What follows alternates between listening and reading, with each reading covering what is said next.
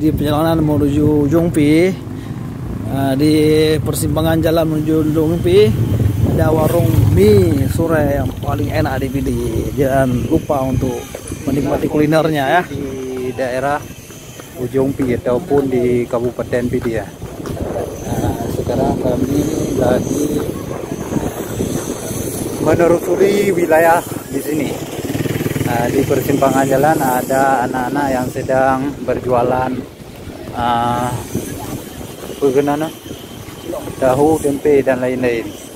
Hampir saja kami menuju ke pinggiran laut bersama Syekh kami, yaitu Abdul Hamid dari lulusan Pak. Dan seperti inilah kondisi di sini. Bisa Anda perhatikan banyak pengunjung ataupun orang-orang yang hendak memancing ikan.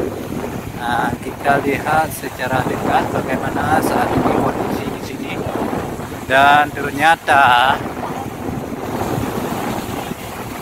sampai juga berada di sungai, di laut. Yang tempat deh ya?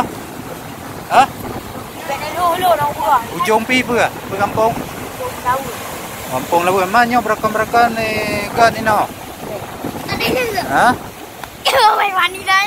Dan seperti inilah kondisi, dan ini anak-anak yang berada di wilayah ini.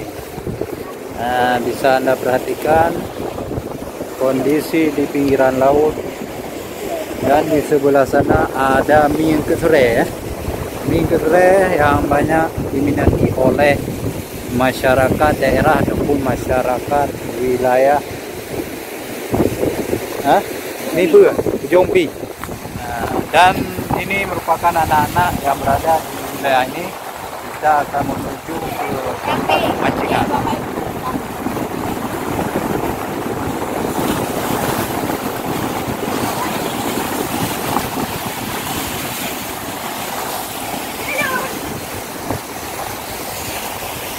Seperti inilah pemandangan di Jongpi. Bisa Anda lihat.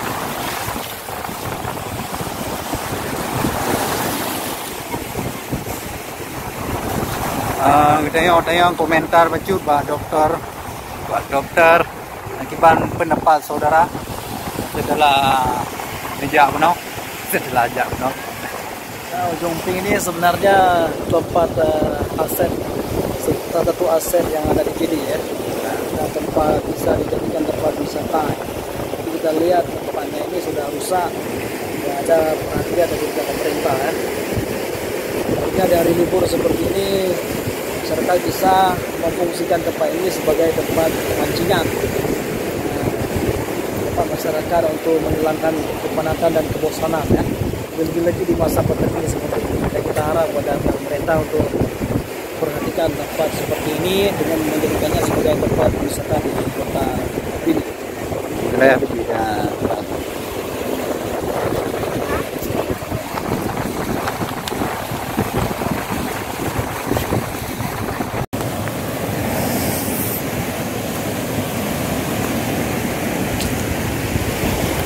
Seperti inilah suasana masyarakat di sini dalam menjalani aktivitas sehari-hari. Bisa Anda perhatikan, ini merupakan bot-bot yang digunakan untuk mencari ikan di dalam lautan.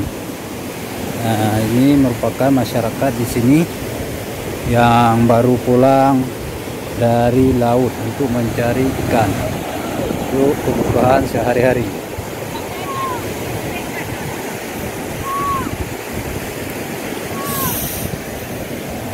Ini merupakan alat yang digunakan untuk menolak bot ke atas darat.